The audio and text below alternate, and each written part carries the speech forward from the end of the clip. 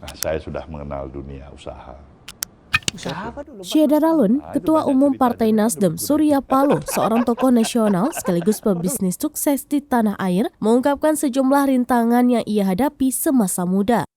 Paloh menuturkan banyak aspek yang dilarang saat ia ingin membuka media surat kabar di Indonesia. Antara lain dilarang membahas perpolitikan, hanya boleh membahas dunia perekonomian dan sosial. Namun semangatnya dalam memperjuangkan kebebasan pers di Indonesia tidak pernah diam.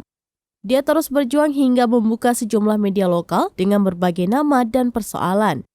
Hal itu diungkapkan dalam wawancara eksklusif dengan Wakil Direktur Pemberitaan Tribun Network, Domuara Ambarita di Nasdem Tower, Jakarta Pusat pada Rabu 14 September 2022.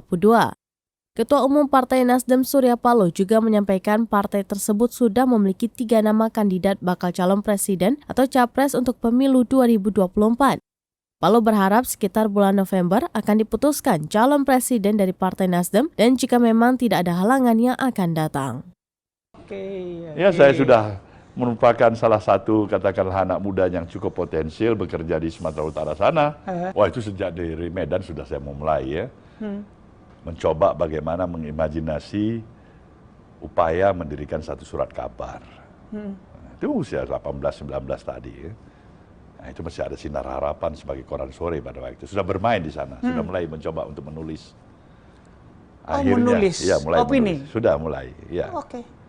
Akhirnya saya bisa pindah ke Jakarta. Betapa sulitnya kita untuk memperjuangkan satu surat izin usaha penerbitan pers. Tidak seperti sekarang. Nah, perjuangannya tidak mudah. Berbagai langkah, berbagai upaya hanya untuk bisa memperoleh surat izin penerbitan. Ya, dengan seluruh lobby yang kita lakukan. Termasuk sudah anggota MPR itu? Ya. Akhirnya kita peroleh. Tapi tekat semangat saya pada waktu itu, saya ingin berbeda dengan semua industri penerbitan surat kabar di negeri ini. Waktu itu belum ada televisi. Cuma ada satu-satunya TVRI. TVRI, ya. Baru awal start. Nah, apa yang terjadi? Yang terjadi saya dapat surat izin. Ya, menterinya barangkali karena terpaksa kasih itu. Kenapa terpaksa? Ya terpaksa, karena saya harus bikin perjanjian. Ini surat izin khusus surat kabar ini nggak boleh melanggar dari pemberitaan ekonomi. Oke. Nah, jadi surat kabar pun ini dibilangkan, yuk urus ekonomi. Jangan ada berita politik. Nah, kita ini mau membangun kebebasan pers di negeri ini.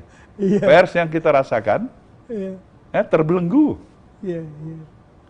Nah, maka diberedarlah surat kabar itu.